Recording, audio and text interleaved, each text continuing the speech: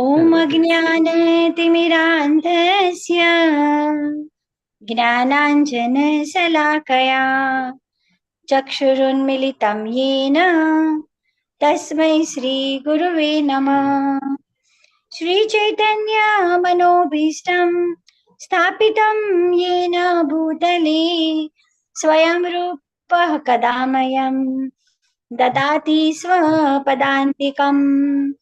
वन्देऽहं श्रीगुरो श्रीयुतपदकमलं श्रीगुरून् वैष्णवांश्च श्रीरूपं साग्रजातं सगणरघुनाथान्वितं तं सजीवं साद्वैतं सावधूतं परिजनसहितं श्रीकृष्णचैतन्यदेवं श्रीराधा कृष्णपादान् सगणललितान् श्रीविशाखान्वितांश्च।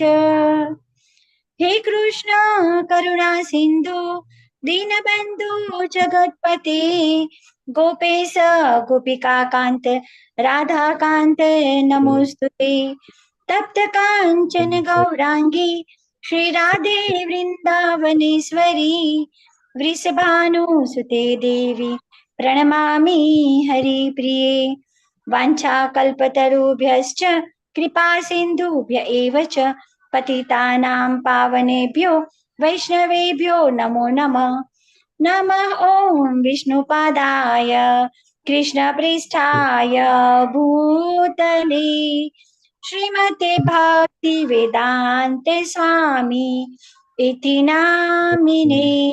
नमस्ते सरस्वती देवे गौरवाणी प्रचारिणे निर्विशेष शून्यवादी पाश्चात्य देशतारिणे।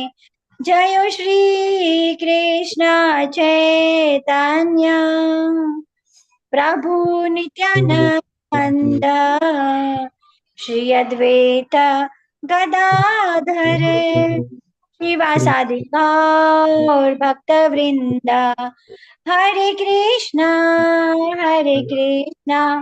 कृष्ण कृष्ण हरे हरे हरे राम राम राम हरे हरे। हरे कृष्ण सर्वे ने। हरे कृष्ण मंगी माता जी। धन्यवाद मंगी माता जी। हरे कृष्ण सर्वे ने। श्रीला प्रभुपाद की जय। श्री राधा गोविंद। हरे कृष्ण। हरे कृष्ण माता जी।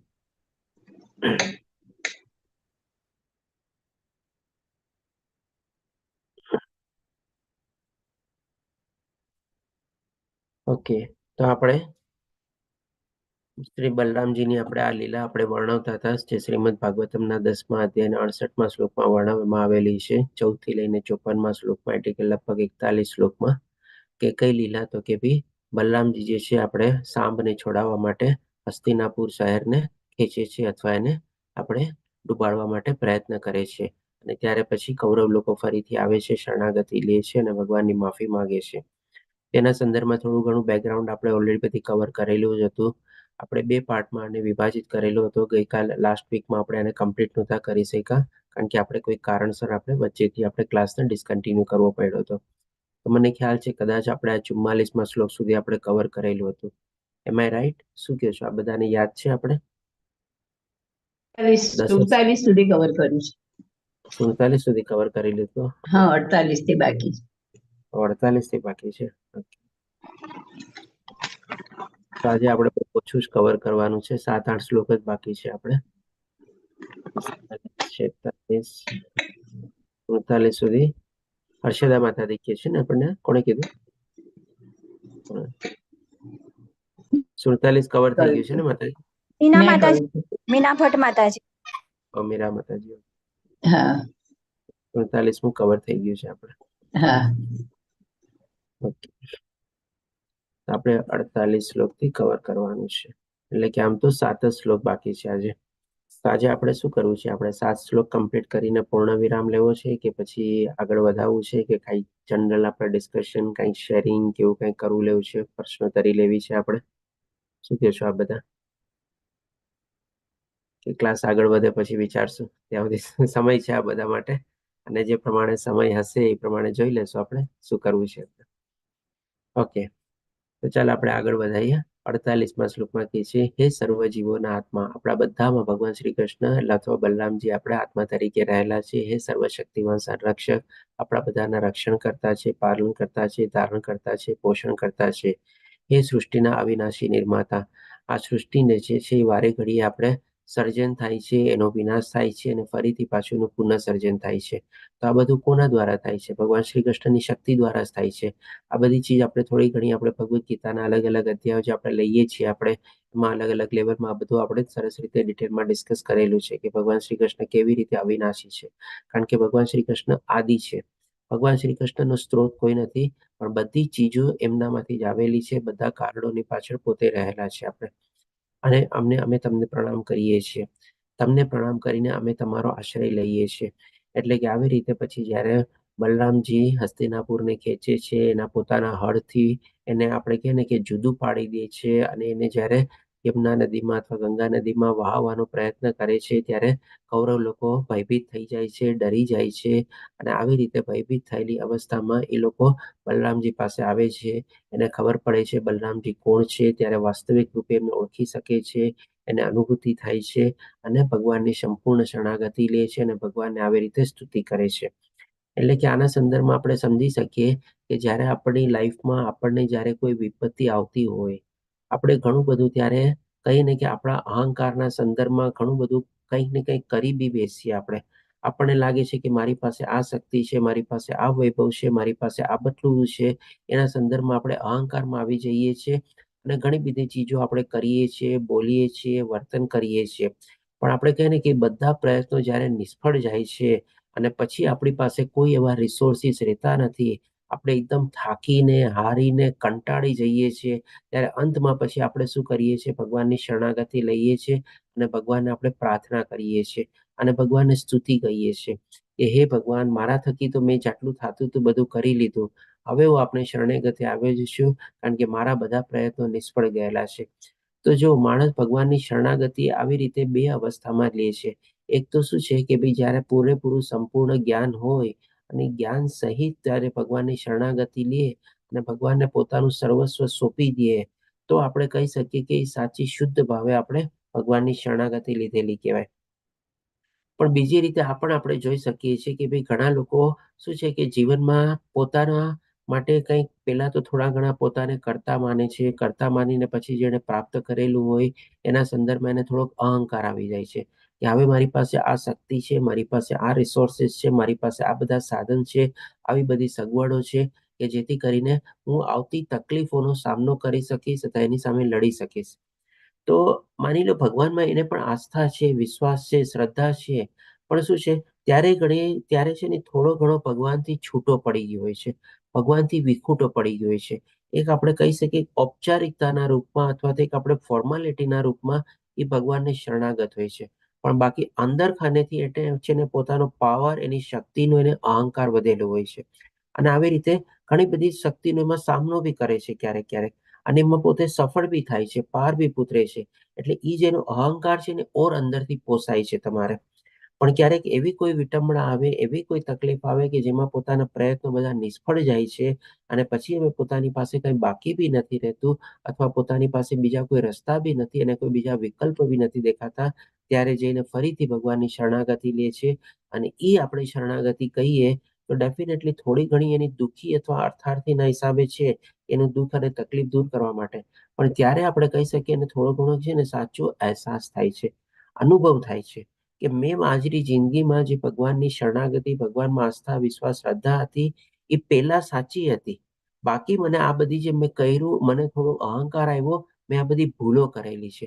એટલે કે એની ભૂલોની એને કહીએ ને કે આપણે પોતે અનુભૂતિ કરે છે.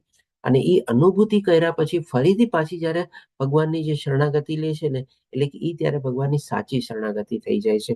તો અહીંયા પણ કૌરવ લોકો એ જ કરેલું બધું. આપણે જે અત્યાર સુધી બધું વર્ણવ્યું, કૌરવોની સ્થિતિ અને આજે સ્થિતિ આપણે વર્ણવી, એમાં તમે કમ્પેર કરો તો મોરોલેસ એવી સ્થિતિ હતી ત્યારે. પોતાની લોકોને અહંકાર આવી ગયો, બલરામજીને કટુ શબ્દો બોલે છે, ના બોલવાના વચનો પોતે વાપરે છે, અલગ અલગ રીતે એમનું અપમાન કરે છે, આવી રીતે પછી પોતે પોતાના અહંકારમાં અને અહંકારમાં પાછળ જાય છે.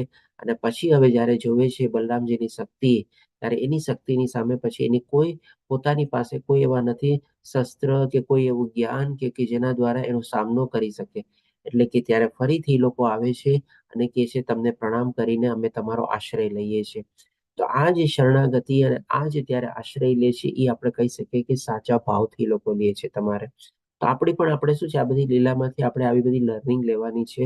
આપણે પણ જે થોડો ઘણો અહંકાર કેળવીએ છીએ ને, જો થોડું ઘણું આપણે અત્યારથી સમજી જઈએ તો એ બધી ચીજ પણ આપણી ખોટી છે. આપણે પહેલા પણ આપણે ભગવાનની શરણાગતિ લેવાની છે અને અત્યાર સુધી પણ કન્ટિન્યુઅસલી આપણે એવા જ ભાવથી ભગવાનનો આશ્રય અને શરણાગતિ જે છે આપણે કન્ટિન્યુ રાખવાની છે. આપણી પાસે નથી કોઈ સામર્થ્ય, નથી કોઈ શક્તિ, જે કાંઈ પણ છે એ બધું ભગવાનની કૃપાથી છે આપણી પાસે. અને ખોટો એવી રીતે આપણે નથી કર્તા ભાવ કેળવવાનો, નથી આપણે સ્વામિત્વ ભાવ કેળવવાનો, કે નથી એવો કોઈ મિથ્યા અહંકાર આપણે કેળવવાનો. જો એ કેળવશું તો અલ્ટિમેટલી નુકસાન આપણને જ છે. કારણ કે ભગવાનની શક્તિઓ ઘણી બધી છે અને અલગ અલગ રીતે બધી છે. એનો આપણે ક્યારેય સામનો કરવા માટે સમર્થ છીએ જ નહીં આપણે. હવે પછી 49મા શ્લોકમાં જોઈએ આપણે કે સુખદેવ ગોસ્વામી કહ્યું, આ રીતે કુરુઓ જેમની નગરી ધ્રુજી રહી હતી અને જેઓ ભારે સંકટમાં હતા, તેઓ બલરામને શરણે થઈ રહ્યા હતા અને તેમને રીઝાવા લાગ્યા. એટલે પ્રસન્ન થયેલા પ્રભુએ ડરશો નહીં એમ કહી અભયદાન આપ્યું. તો જો આના સંદર્ભમાં આપણને એ પણ એક બહુ સરસ મજાની લર્નિંગ મળે છે. આપણે ગમે ત્યારે, ગમે તે ભાવે, ગમે તે રીતે જ્યારે આપણે ભગવાનની શરણાગતિ લઈએ છીએ, ત્યારે ભગવાન છે ને હંમેશા દયાળુ છે. ભગવાન બહુ કૃપાળુ છે. જેમ ભગવાને 5મા અધ્યાયના 29મા શ્લોકમાં આપણે જેને પીસ ફોર્મ્યુલા તરીકે જાણીએ છીએ, એમાં ભગવાને આપણને શું કીધું હતું? બધાનો હિત ઈચ્છું છું. ભગવાન બધાનું સારું જ ચાહે છે. આપણે બધા ભગવાનના સંતાન છીએ. અને જે મા બાપ એના સંતાનનું ક્યારેય બુરું ન ચાહતા હોય, એવી રીતે ભગવાન પણ ક્યારેય બુરું નથી ચાહતા. અને આપણું સંતાન પણ જોજો ક્યારેક અહંકારમાં ને અહંકારમાં આવી રીતે ઘણીવાર આપણી સામે બોલી દઈએ, કંઈક એવું અપવર્તન કરી દઈએ, પછી આપણી પાસે આવે કે ભાઈ મેં જે કર્યું, મારું જે વર્તન હતું, મારા જે શબ્દો મેં વાપર્યા હતા, મારી ભૂલ થયેલી અને હું આપની સામે માફી માંગુ છું. તો જો મા બાપ પણ છે ને હંમેશા પોતાના સંતાનને કહે ને કે ભાઈ સવારે ભૂલેલો જ્યારે સાંજના ઘરે આવે ત્યારે ભૂલેલો ન કહેવાય. આપણે કહીએ ને એક ટાઈપની કહેવત છે ને, કોણ કહેશે? એ કહેવત કોને યાદ છે બરાબર? शाम का સુબહ भूला, सुबह का भूला अगर शाम को वापस आए तो भूला नहीं कहलाता. હા, બરાબર. તો જેમ કે માની લે થોડી ઘણી ભૂલો કરે, એ લોકો પણ એવા અહંકારમાં આવી જાય છે. પર્ટિક્યુલરલી આના યંગ જનરેશન તો આપણે કહીએ ને કે બહુ શ્રાંકલ હોય છે.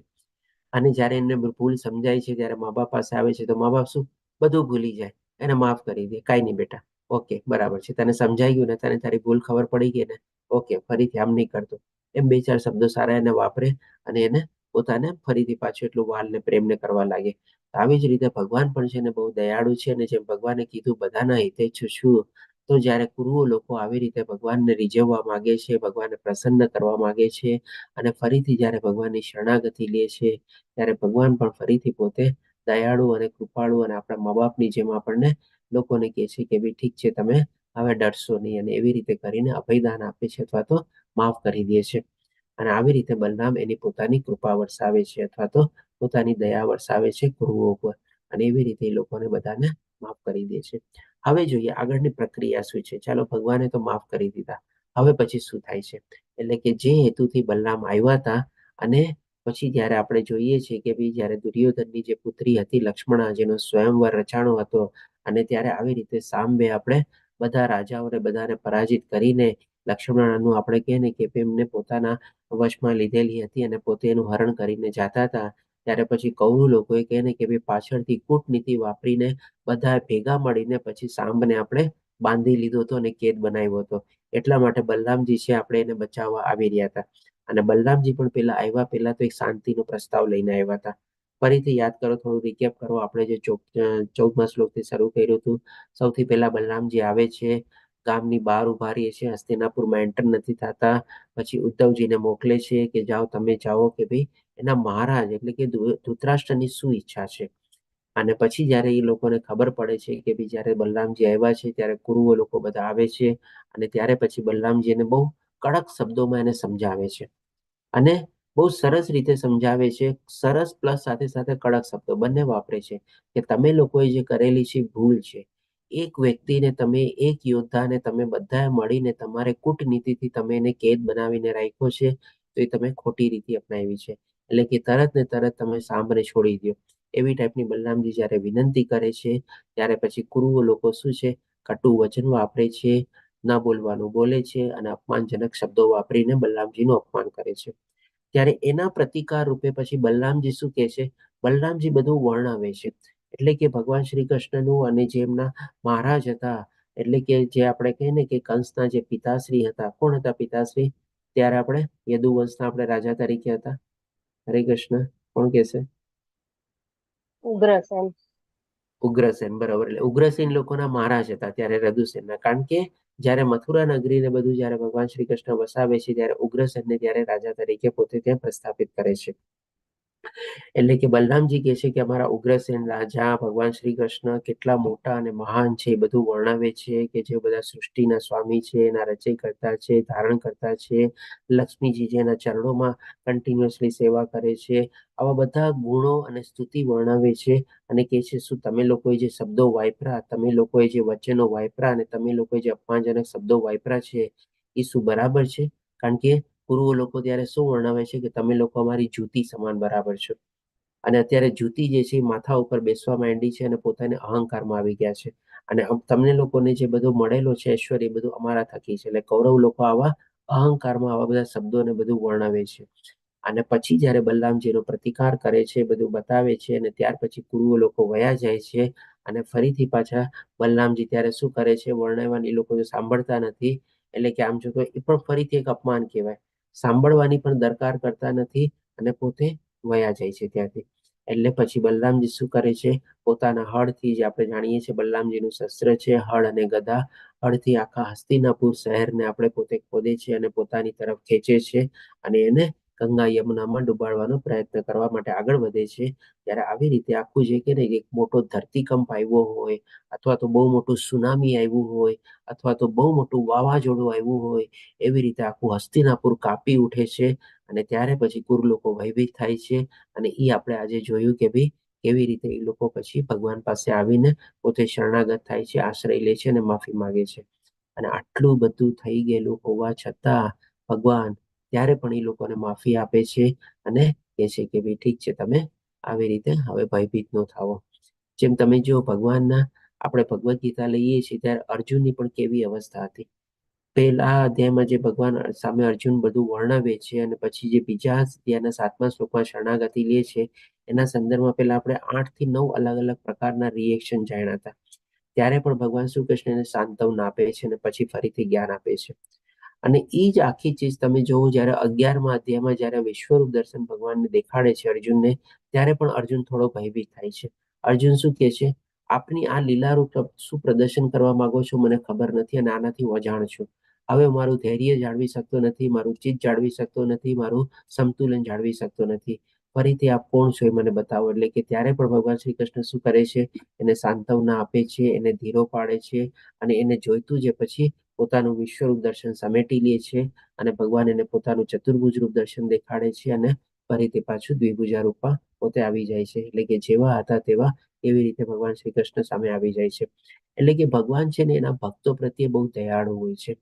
જે રીતે એના ભક્તો કહે ને કે ફરમાઈશ કરે, ડિમાન્ડ કરે, અને જે રીતે આશ્રય લે ભગવાનનો, કારણ કે ભગવાને ચોથા અધ્યાયમાં પણ આપણને શું બતાવ્યું હતું, કે જે લોકો જેવા જેવા ભાવથી મારો આશ્રય ગ્રહણ કરે છે, મારી શરણાગતિ લે છે, એવા જ ભાવથી હું એને રિએક્ટ કરું છું તમારે. એટલે કે ભગવાન છે જે રિસ્પોન્સ પણ એ જ રીતે આવે છે, અથવા તો રિટર્ન ગિફ્ટ પણ આપણને એ જ રીતે આપે છે. આપણો ભાવ કેવા પ્રકારનો છે એ પહેલી ચીજ છે, અને એ પ્રાધાન્ય ચીજ છે, એ વધારે જરૂરી છે. કારણ કે ભગવાનનો તો છે ને પ્રતિસાદ હંમેશા આપણને એવો રિપ્લાય મળવાનો જ છે આપણે.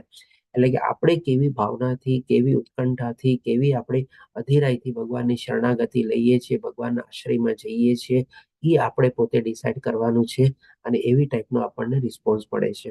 તો હવે જ્યારે આ બધી પ્રક્રિયા પતી જાય છે, ભગવાન કૌરવોને માફી આપી દે છે, ત્યારે 50 અને 51મા શ્લોકમાં હવે દુર્યોધન અથવા તો ગુરુ લોકો કેવી રીતે રિએક્ટ કરે છે એ આપણે હવે જોઈએ. તો દુર્યોધને તેની પુત્રી પ્રત્યે ખૂબ જ પ્રેમાળ હોવાથી બધાને પોતાના પુત્ર પુત્રી વાલા હોય, એવી રીતે દુર્યોધનને પણ એની પુત્રી વાલી હતી અને એમને એક જ પુત્રી હતી. અને નોર્મલી આપણે જોઈએ છીએ કે ભાઈ છેલ્લું સંતાન હોય અથવા જે સૌથી નાનું સંતાન હોય એમાં આપણને થોડું વધારે હેત હોય અથવા પ્રેમ હોય. અને એમાં પણ ઘણી વાર આપણે કહીએ ને કે દીકરી ઉપર આપણને પોતાના પિતાને છે ને બહુ જ વાત્સલ્ય હોય છે, તમારે બહુ જ પ્રેમ હોય આપણે તમારે. આના સંદર્ભમાં એક આપણે થોડું ઘણું માની લઈએ કે થોડું વિશેષ રૂપે આપણે ડિસ્કસ કરી લઈએ, કારણ કે થોડો ઘણો સમય બી રહેશે આપણી પાસે. એટલા માટે આપણે જો મા બાપને છે ને હંમેશા દીકરા દીકરીઓ તો વાલા હોય, પણ બાપનો પ્રેમ એવો એના પુત્રી પ્રત્યે હોય ને કે જે ઘણી વાર આપણે કહીએ ને કે અનુભવી ન શકાય અથવા વર્ણવી ન શકાય. જેમ કે આપણે દીકરીને જ્યારે વડાવતા હોય તમારે, ત્યારે આપણે નોર્મલી શું જોઈએ કે ભાઈ માતા અને બધા લેડીઝ લોકોને બધા લોકો બહુ આપણે રુદન કરતા હોય, રોતા હોય અને એ લોકોને વડાવતી વખતે એ લોકોને પોતાની લાગણીને બધું વ્યક્ત કરતા હોય. પણ પિતા આપણે કહીએ ને કે થોડા ઘણા સ્ટ્રોંગ હોય, આપણે કહીએ ને કે પોતેની જે પ્રેમ છે ને પોતે અંદર સમાવીને રાખેલા હોય અને ઈ છે ને પોતે અભિવ્યક્ત ન કરી શકતા હોય અથવા ઈ ટાઈમે પોતે રુદન ન કરી શકતા હોય. પણ ઘણા એવા આપણને પિતાશ્રી જોવા મળતા હોય છે કે આવા જે વિદાય પ્રસંગ હોય ને ત્યારે તમે જોજો ત્યારે પણ ગમે તેટલો પોતાના ઉપર કંટ્રોલ રાખે ને તો પણ એ પોતે જાળવી શકતા નથી અને એને પણ છે ને એ વખતે એના પ્રત્યેનો જે પ્રેમ જે છે ને અનાયાસે છે ને ઓટોમેટિકલી આપણે બધું છલકાય છે તમારે આપણે. અને એના સંદર્ભમાં ઘણા આપણે તો એવું પણ વર્ણવી શકીએ કે પિતાશ્રી લોકો હોય ત્યારે તમે જોજો પર્ટિક્યુલરલી વિદાય વખતે છે ને જયારે આવી સિચ્યુએશન ને હોય ને અને એને બધાની સામે લાગે કે ના ભાઈ હું આને વ્યક્ત નહીં કરી શકું, મારી લાગણીઓને હું કાબુમાં નહીં રાખી શકું, પોતે ત્યારે ઈ પોઝિશનમાંથી અથવા ઈ જગ્યાથી છે ને થોડા એકાંતમાં વયા જાય અને ત્યાં જઈને એટલા રોતા હોય, એટલા રુદન કરતા હોય કે તમે વાત ન પૂછો. આવું ઘણી વાર આપણા લોકોમાંથી પણ આપણે જોયું હશે અથવા અનુભવ્યું હશે. તમારે જોજો, કારણ કે પિતાનો છે ને પુત્રી પ્રત્યેનો પ્રેમ ઘણી વાર આપણને છે ને વ્યક્ત ક્યારેય થતો નથી અને આપણે એને અનુભવી પણ શકતા નથી. પણ ડેફિનેટલી પિતાને પણ એના પુત્રી પ્રત્યે બહુ પણ પ્રેમ હોય છે આપણે. તો જેમ અહીંયા દુર્યોધનને પણ એવી એટલી પોતાની પુત્રી લક્ષ્મણા વાલી હતી, એટલા માટે એને પહેરામણી તરીકે 1260 વર્ષના હાથી, એટલે કે હાથીઓની ઉંમર લગભગ 60, 70, 80, 90 વર્ષ કદાચ રહેતી હશે આપણે, એવા 1200 હાથી આપે છે, 1,20,000 ઘોડા, પછી 6,000 સૂર્યની જેમ ચમકતા રથ અને 1,000 દાસી. અને દાસી પણ શું આપણે ખાલી પહેરેલા કપડે નહીં, પણ આપણે કહી શકીએ કે ઈ લોકોને પણ આપણે રત્ન જડિત આવી બધી સુવર્ણ કંઠી એટલે કે સોનાની કંઠીને બધું સાથે વડાવે છે અથવા તો વિદાય આપે છે તમારે. આના સંદર્ભમાં જુઓ ત્યારે આપણે સમજી શકીએ છીએ કે પેલાની પ્રજા જે છે કેટલી સમૃદ્ધ હતી તમારે. આજે કૌરવ લોકો તો ચાલો ઠીક છે, રાજાને આપણે કહે કે રાજવી કુટુંબ હતું અને હસ્તિનાપુરના પોતે લોકો રાજા હતા ને બધું એની પાસે સમૃદ્ધિ હતું. પણ પહેલાના વખતમાં છે ને આવા કે સાધારણ કુટુંબ પણ જો હોય ને તમારે, તો એ લોકો પણ છે ને આવી રીતે પોતાના હાથી, ઘોડા, ગાયો, દાસીઓ એ બધું છે ને બધું પહેરામણી તરીકે આપતા. અને ઇવન હાથી, ઘોડા એ બધા ઉપર પણ છે ને સોનાના સરસ મજાના આપણે વસ્ત્રો, અલંકારો અને બધું છે ને એમાં રત્ન જડિત રહેતું. કેમ કે ઘોડાની ખરી હોય, સોનાની ખરી બનાવે એ લોકો. પછી ગાયોના શિંગડાને સરસ રીતે એ લોકો શણગારે સોનાના વસ્ત્રો, અલંકારોથી. એના ઉપર સરસ મજાના વસ્ત્રો એ લોકો રાખે. હાથીની સરસ મજાની આવી રીતે અંબાણી બનાવે. રથ જે છે તમે વિચારો, રથ કેટલા આપણે કે ને કે ત્યારે તો પ્યોર લાકડાના ને બધાના બનતા હોય. રથ પણ એટલા એ લોકો શણગારેલા હોય ને બધીમાં સુખ સગવડ અને સુવિધા બધી રથમાં રહેલી હોય. આવી રીતે તમારે એ લોકો પહેરામણી આપતા. એના સંદર્ભમાં જો આપણે કમ્પેર કરીએ તો આજની તારીખમાં આપણે કહીએ ને કે જો અંબાણીને પણ આપણે દાખલો તરીકે લેશું ને કે આજે અંબાણીના દીકરાના જેના લગ્ન થવાના હશે, જેની પુત્ર વધુ બનવાની હશે, એ પણ છે ને આટલી પહેરામણીની જો તમે અત્યારે આજની તારીખમાં વેલ્યુ કાઢો ને તો કદાચ એટલી પહેરામણી એ લોકો પણ નહીં આપી શકતા હશે તમારે. એટલા સમૃદ્ધ કુટુંબ હતા બધા, એટલા સમૃદ્ધ પરિવાર હતા અને એટલું આપણે કહીએ ને કે સરસ મજાનું બધાની પ્રજા સુખી હતી, રાજ્ય સુખી હતું અને રાજ્યમાં બધું પણ આવી રીતે સમૃદ્ધિ બધી જગ્યાએ છવાયેલી હતી. આજે આપણને એક ગાય પણ પાળવી હોય તો આપણને કેટલું બધું કષ્ટ લાગે છે. આપણે એક ગાયને પણ આપણે પાળી નથી શકતા, ત્યારે તો લોકો આવા બધા ગાય, હાથી, ઘોડા પાળતા અને સાથે આટલા બધા સંખ્યામાં, તમે આ સંખ્યા તો જુઓ, આવી સંખ્યાનો આપણે કલ્પના પણ ન કરી શકીએ. આટલી મોટી મોટી સંખ્યામાં હાથી, ઘોડા ને બધા રથ ને બધી દાસીઓ એ લોકો આપણે કહે કે પહેરામણી તરીકે આપતા. જસ્ટ ખાલી આને કમ્પેર કરજો તમે રૂપિયામાંની વેલ્યુ તમારે કે ભાઈ 1200 હાથી 60 વર્ષ સુધી લોકો પેલા તો એને પાયડા પૈસા હોય, મોટા ઘેરા હોય, કેટલો ખર્ચો લાગે અને ઈ હાથી ઉપર પણ સરસ મજાની અંબાણી આ તે બધું કરીને રત્ન જડિત અને વસ્ત્રો સહિત ઈ લોકો પહેરામણીમાં આપે. એની તમે રૂપિયામાં વેલ્યુ કન્વર્ટ કરજો. કદાચ આવા જે કે ને કે અંબાણીના કુટુંબ કરતા પણ જો મોટા કોઈ હશે તમારે, ઈ લોકો પણ આ પહેરામણીની કમ્પેરિઝન ક્યારેય નહીં કરી શકે તમારે, આટલું પોતાની દીકરીને આપ્યું હોય તમારે. એની જસ્ટ આપણે એ રીતે સમજ્યા. હવે 52મા શ્લોકમાં જોઈએ કે યાદવોના વડા એટલે કે યદુવંશીઓ એટલે કે ભગવાન શ્રી કૃષ્ણ અને બલરામ. પરમ ભગવાને આ બધી ભેટો સ્વીકારી અને પછી તેમના શુભચિંતકોએ તેમને વિદાય આપતા. કોણ શુભચિંતકો? તો કે કૌરવ લોકો. કૌરવ લોકો પણ ત્યારે હવે શરણાગતિ લીધી, આશ્રય લીધો, શુભચિંતક જ હતા. અને હવે તો કે ને કે વેવાય વેલા થઈ ગયા. એકબીજા સાથે આપણે કહે ને કે વેવાયનો સંબંધ બંધાઈ ગયો, યદુવંશી અને કુરુવંશી સંદર્ભમાં. તેમને વિદાય આપતા તેમના પુત્ર અને પુત્ર વધુ સાથે વિદાય લીધી. એટલે કે બલરામજી એમનો પુત્ર સાંબને લઈ ગયા, જે ભગવાન શ્રી કૃષ્ણનો પુત્ર હતો. અને ત્યારના વખતમાં આપણે ભાઈઓના પુત્રો પણ પોતાના પુત્ર તરીકે બધા એટલું વર્ણવતા આપણે, અને એટલું સારી રીતે રાખતા. એમાં આપણે કહી શકીએ કે અપવાદના રૂપમાં ધૃતરાષ્ટ્ર આપણે હોઈ શકીએ.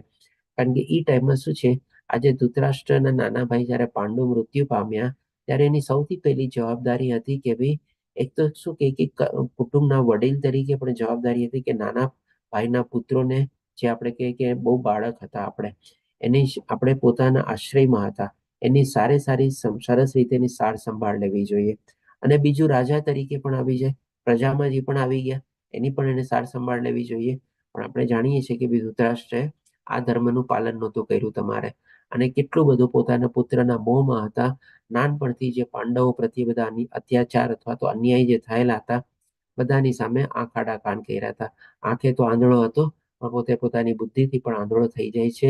અને ઘણે ખરે અંશે આપણે એટલા માટે જોઈએ છીએ કે ધૃતરાષ્ટ્ર જે છે એ જ આપણે મહાભારતના યુદ્ધના બધા બીજ વાવે છે આપણે નાનપણથી આપણે. તો આવી રીતે બલરામજી ત્યારે પોતાના પુત્ર એટલે કે સાંબને અને એમની પુત્ર વધુ એટલે કે દુર્યોધનના જે પુત્રી હતી લક્ષ્મણાને એની સાથે લઈને પોતે જાય છે. અને જે પહેરામણીમાં બધું પૂરું લોકો આપે છે, એ બધાનો પણ એ લોકો કહે ને કે પ્રેમપૂર્વક અથવા હૃદયપૂર્વક સ્વીકાર કરે અને પોતે એની સાથે લઈ જાય છે. હવે પછી જોઈએ 53મા શ્લોકમાં, એટલે કે આમ જોવા જઈએ તો આપણે હેપી એન્ડિંગ તરફ આપણે આગળ વધી રહ્યા છે. આ જે લીલા જે છે, આપણે બહુ સરસ રીતે આપણે લીલાને આપણે વર્ણવી, લીલાનો આપણે લાભ લીધો અને બધી આપણે જાણ્યા. આમાં આપણે બધું જોયું કે ભાઈ કૌરવ લોકો કેવા કટુ વચનો વાપરે છે, કેવા તમો ગુણમાં આવી જાય છે. ભગવાન શ્રી કૃષ્ણ બલરામજી આપણને કેવી રીતે પોતે સતોગુણમાં હતા, અને કેવી રીતે આવી રીતે એ લોકોના તમો ગુણના આપણને સામે રિએક્શન આપે છે. ફરીથી પાછા કુરુ લોકો કેવી રીતે માની જાય છે, ભગવાનની શરણાગતિ લે છે, અને પછી હેપી એન્ડિંગના રૂપમાં પોતાની પુત્રીને આવી રીતે વિવાહિત કરીને સાંબની સાથે પહેરામણી સાથે રવાના બી કરે છે. એટલે 53મા શ્લોકમાં કહે છે, પછી ભગવાન હલાયુધ એટલે કે જે એમનું હલ આપણે શસ્ત્ર હતું, એ આપણે હલાયુધ તેમના નગર દ્વારકામાં પ્રવેશ્યા અને તેમના સંબંધીઓને મળ્યા. અને દ્વારકામાં પ્રવેશી ઉગ્રસેન મહારાજ, ભગવાન શ્રી કૃષ્ણ, પોતાના બધા મિત્રો, પોતાના સગા સંબંધીઓ બધાને પોતે મળે છે. અને જે સાથે પોતે પુત્ર અને પુત્ર વધુને લાવ્યા હતા, બધાને ઇન્ટ્રોડ્યુસ કરાવે છે.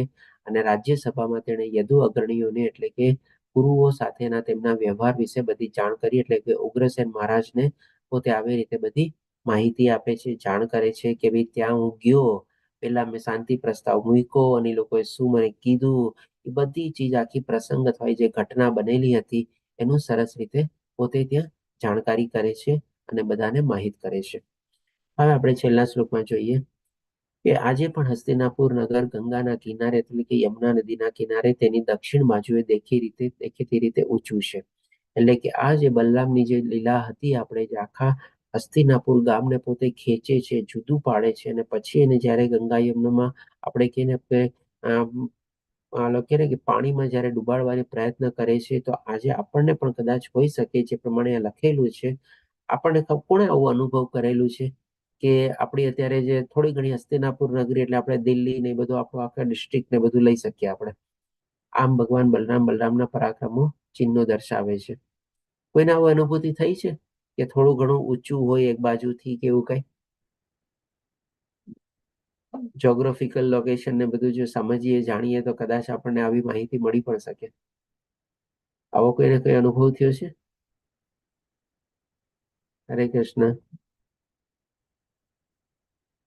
આપણે ઘણા લોકો માંથી કોઈ દિલ્હીમાંથી છે કોઈ આપણી પાસે? ક્યારે કે દિલ્હીના આજુબાજુ? ઓકે, એનીવે ચાલો તો અહીંયા આપણે બલરામજીની આ જે લીલા જે છે આપણે જે સાંભરી મુક્તિ માટે હસ્તિનાપુર શહેરને ખેંચે છે એ આપણે અહીંયા પૂરી થાય છે. અને હવે આપણે બીજી જે આપણે લીલા છે જે એ પણ આપણે ભાગવતમના 10મા સ્કંદના આપણે 79 શ્લોક અધ્યાયમાં આપણે 1 થી 34મા શ્લોકમાં આવેલી છે કે જ્યારે બધા ઉપાયો કર્યા હોવા છતાં પણ હવે મહાભારતનું યુદ્ધ જે આપણે ટાળી શકવાના નથી એટલે કે નિશ્ચિત થઈ જાય છે ત્યારે બલરામજી પોતે નિર્ણય કરે છે કે ભાઈ હું આ યુદ્ધમાં ભાગ નહીં લઉં. કારણ કે દુર્યોધન અને અર્જુન જ્યારે ભગવાન શ્રી કૃષ્ણ પાસે જાય છે અને ભગવાન શ્રી કૃષ્ણ સામે પ્રસ્તાવ મૂકે છે કે ભાઈ આ યુદ્ધમાં તમે અમારી મદદ કરો, ત્યારે ભગવાન શ્રી કૃષ્ણ પણ કહે છે કે ભાઈ હું પણ શસ્ત્ર નહીં ઉપાડું. કારણ કે બલરામજીની પણ એ ઈચ્છા હતી કે ભાઈ આ યુદ્ધમાં આપણે ભાગ નથી લેવો, આ ભાઈઓની લડાઈ છે, આપણે એનાથી અલગ રહેવું જોઈએ, આપણે વચ્ચે ન પડવું જોઈએ.